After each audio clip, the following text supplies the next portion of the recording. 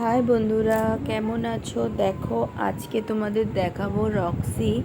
ওর বাবা ঘুম থেকে উঠে বাইরে গেছে, আর এদিকে আমি মেয়েকে নিয়ে বসে রয়েছি সোফাতে। আর ও কীভাবে ওর বাবার জন্য ওয়েট করছে দেখো।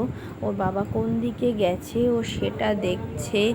একবার হচ্ছে বারান্দার এপাশে আসছে, দৌড়ে আসছে, একবার ওপাশে যাচ্ছে, একবার ঘরে যাচ্ছে, কিন্তু ঘরের ভিডিওটা করতে পারিনি। দেখো ওর বাবা এসছে, আর ওর এক্সাইটমেন্ট লেভেলটা দেখো কি করছে ও বাবাকে দেখে।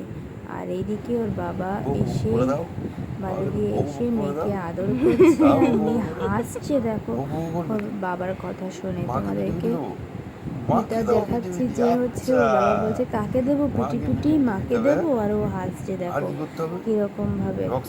আর এইদিকে মা করে নিচ্ছে পুজোটা খুব সুন্দর করে দিচ্ছে। আর এদিকে আমরা চা খাচ্ছি, চা খেতে খেতে গল্প করছি।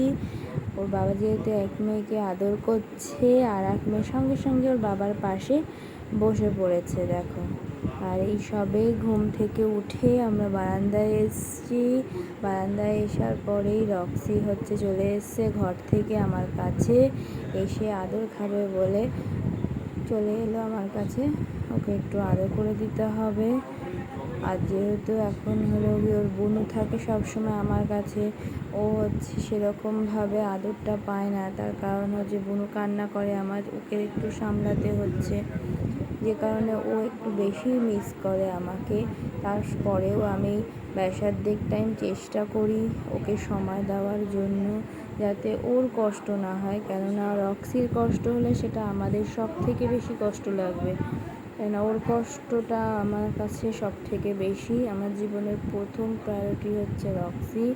আর এইদিকে দেখো একটুখানি আমরা এখন আড্ডা মারছি সবাই মিলে। আর একটা খুব ভালো জিনিস তোমাদেরকে দেখাবো, সেটা হচ্ছে আমার বর কী করছে সেটা একবার দেখো। ওর কিন্তু কোনো হুঁশ নেই যে আমি ভিডিওটা করছি। এদিকে দেখছে পাবজি খেলছে দেখো, কোনো রকম কোনো কিছু খেয়াল নেই পাবজি খেলার সময়।